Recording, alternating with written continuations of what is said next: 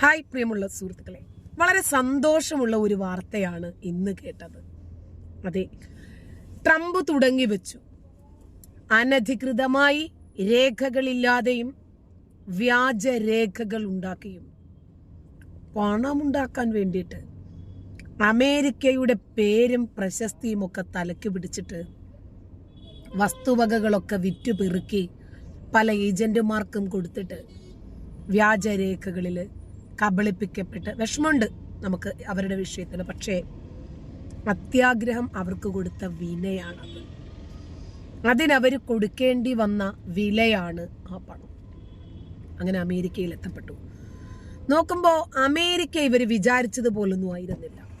നമ്മുടെ ശ്രീനിവാസനും മോഹൻലാലും ഒക്കെ പറഞ്ഞതുപോലെ ആ രൂപത്തിലൊന്നും ആയിരുന്നില്ല അമേരിക്ക. ശരി, അപ്പോൾ ഇപ്പോഴത്തെ അമേരിക്ക വളരെ വിചിത്രമായ അമേരിക്കയാണ് ഇവരുടെ കണ്ണിൽ. അമേരിക്കയ്ക്ക് അവരുടെ നിലനിൽപ്പ് നോക്കിയല്ലേ പറ്റൂ. അമേരിക്ക അനധികൃതമായി കുടിയേറിയ ആളുകളെ ചവിട്ടി പുറത്താക്കുന്ന തിരക്കിലാണ്. അതിനെ കണ്ടുപിടിച്ച് ഇപ്പോൾ ഫ്രാൻസും തീരുമാനിച്ചു, ഇനിയും ഒരു സാഹചര്യത്തിൽ നമുക്ക് ഇങ്ങനെ ഒരു തീരുമാനം എടുക്കാൻ പറ്റിയെന്ന് വരില്ല.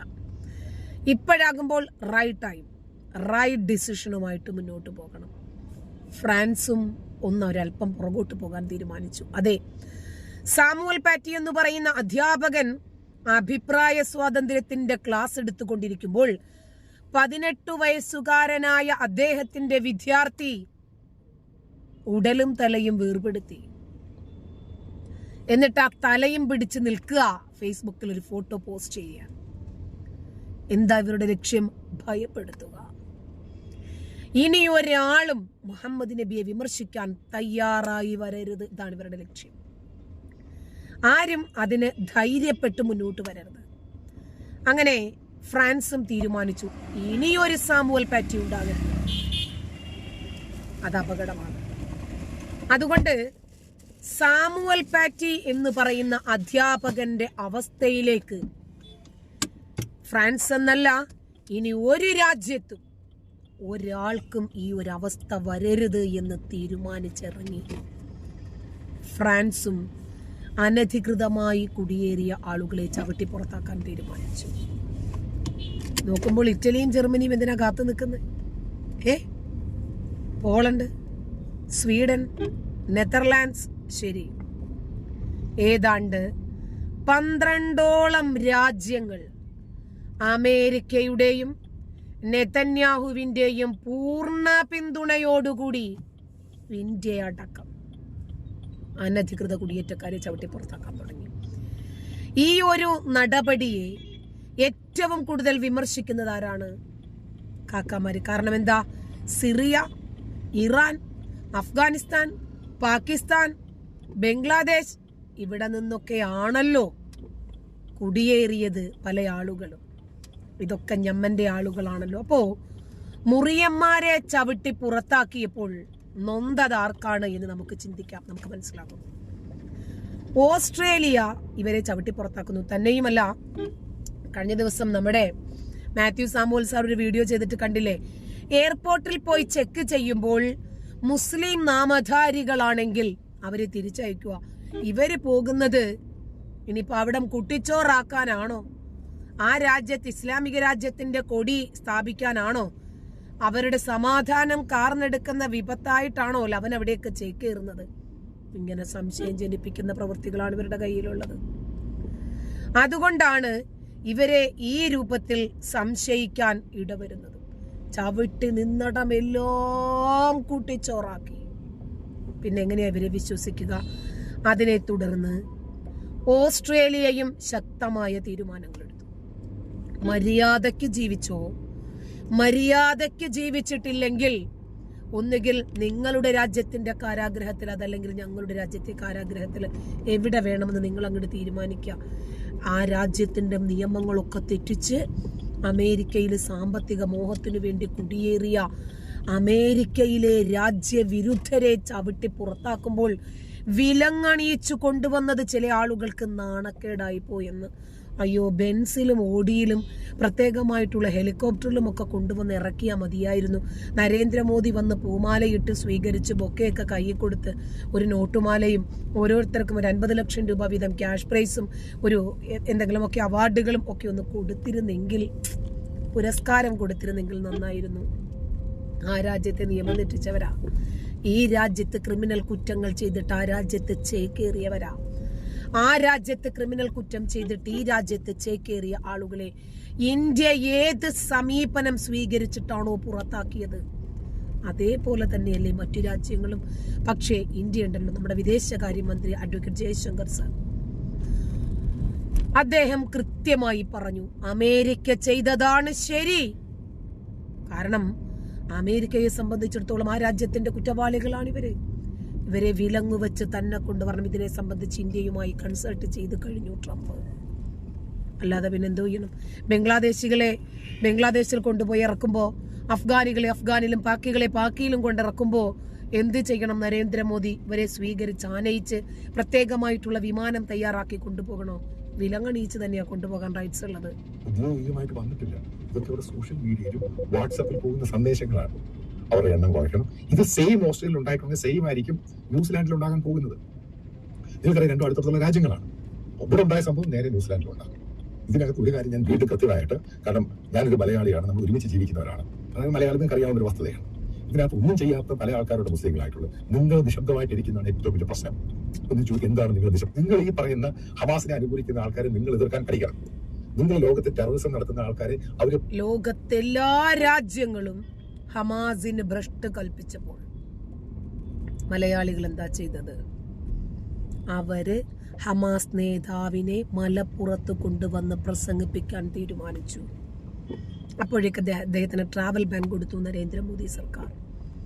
കാരണം ഭീകരനാണ്, ഇന്ത്യ തന്നെ തലയ്ക്ക് വില പറഞ്ഞ ഭീകരനാണ് അയാള്. ഹമാസിനെ ഇന്ത്യ ഭീകര സംഘടനയായി പ്രഖ്യാപിച്ചിട്ടുണ്ടായിരുന്നില്ല എന്നാണ് ഇവര് പറഞ്ഞ ന്യായം. അപ്പോഴും മലയാളികൾ പൊളിയല്ലേ, വെറുതെ വിട്ടില്ല. എന്നാ പിന്നെ ഒരു ഓൺലൈൻ മീറ്റ്, ശരി. അങ്ങനെയാണ് ഹമാസ് നേതാവ് മണിക്കൂറുകളോളം ഹിന്ദുത്വക്കെതിരെ പ്രസംഗിച്ചത്. ഇവിടെ ഹിന്ദുക്കളുടെ മേലെ ബുൾഡോസർ കയറ്റണം എന്ന് അയാളെ കൊണ്ട് കേരളക്കരയോട് പറയിപ്പിച്ചു മലയാളികൾ. ആ ഹമാസിനെ ഇവരാരെങ്കിലും എതിർക്കുമോ? അങ്ങനെ മലയാളി പൊളിയാണ് എന്ന് മലപ്പുറത്തിന്റെ മുറിയൻ മക്കൾ തെളിയിച്ചിരിക്കുന്നു. എങ്ങനെയുണ്ട്? അപ്പൊ ഹമാസിന് മനസ്സിലായി, നമ്മളുടെ ഫാൻസ് മലയാളികളായിട്ടുള്ള ആളുകളുണ്ടല്ലേ, സമാധാനം. പിന്നെ എങ്ങനെയാണ് സാമുവൽ സാറേയും ഇവരെ ഹമാസിനെ തള്ളിപ്പറയാൻ നമ്മുടെ മലയാള മുറിയന്മാര് തയ്യാറാക്കുക? അത് കൃത്യമായിട്ട് നിങ്ങൾ ഇടപെട്ട് ഇന്റർവ്യൂ ചെയ്ത് ഇവരെ തടഞ്ഞിരുന്നുവെങ്കിൽ ഇത്രമാത്രം പ്രശ്നം ഉണ്ടാവത്തില്ല. എന്തുകൊണ്ട് ഇത്രമാത്രം ഇന്ത്യൻ സ്റ്റുഡൻസിനെ സാക്ക് ചെയ്യുന്നത് ആലോചിച്ച് നോക്കുക. കാരണം ഇന്ത്യൻ സ്റ്റുഡൻസ്, കാരണം ഇന്ത്യ ജനാധിപത്യ രാജ്യം, ഓസ്ട്രേലിയ ജനാധിപത്യ രാജ്യം, അവരെല്ലാം ജനാധിപത്യ മൂല്യങ്ങൾ അംഗീകരിക്കുന്നവരാ എന്നും പറഞ്ഞ ആ രാജ്യത്ത് പോയി അവർ വേറൊരു കമ്മ്യൂണിറ്റിക്കെതിരെ അവിടെ പ്രതിഷേധം, സിനഗോഗ് കത്തിക്കുക, സംഭവങ്ങൾ നടത്തി കഴിഞ്ഞാൽ ഒരു രാജ്യം നിങ്ങളെ കേട്ടത്തില്ല.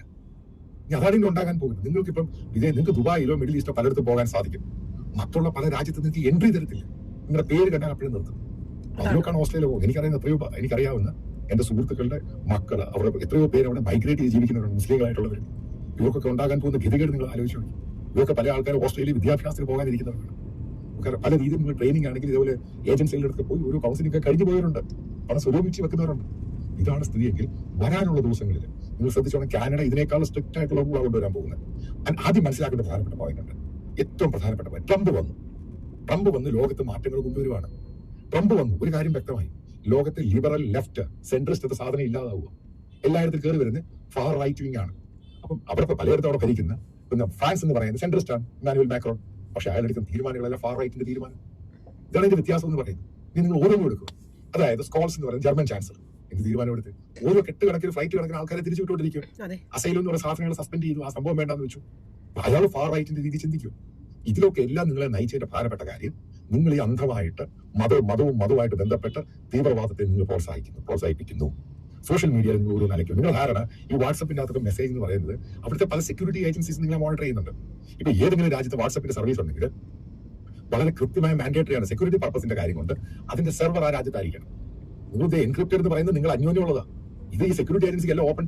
അതായത് നമ്മൾ വിചാരിക്കുന്നത് വാട്സപ്പിൽ നമ്മൾ ചാറ്റ് ചെയ്യുന്നതും നമ്മൾ കോള് ചെയ്യുന്നതും ഒന്നും ആരും അറിയുന്നില്ല എന്നാണ്. പക്ഷേ സെക്യൂരിറ്റി പർപ്പസിന് വേണ്ടി കൃത്യമായി ഓരോരുത്തരും ഇൻസ്പെക്ട് ചെയ്യപ്പെടുന്നുണ്ട്, ഓഡിറ്റ് ചെയ്യപ്പെടുന്നുണ്ട്.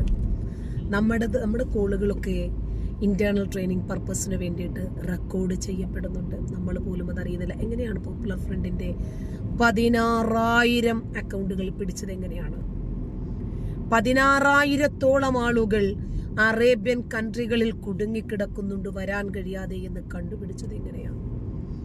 അവർ ഭാര്യയെയും മക്കളെയും മാതാപിതാക്കളെയും സഹോദരങ്ങളെയും ഒക്കെ കാണണമെങ്കിൽ വിസിറ്റിംഗ് വിസയെടുത്ത് അറേബ്യൻ രാജ്യങ്ങളിലേക്ക് കൊണ്ടുപോകേണ്ടെന്ന സാഹചര്യം ഉണ്ടായി എന്ന് NIA കണ്ടുപിടിച്ചത് എങ്ങനെയാ?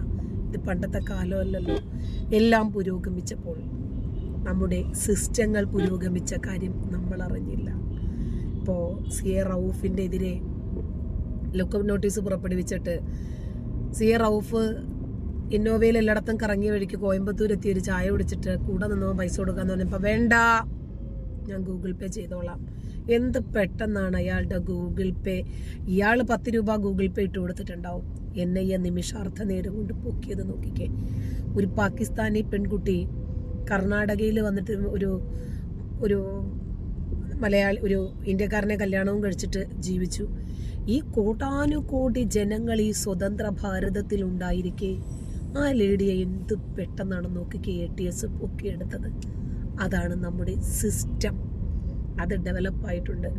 അതൊന്ന് കണ്ടറിഞ്ഞൊക്കെ പ്രവർത്തിച്ചാൽ കൊള്ളാം. നന്ദി.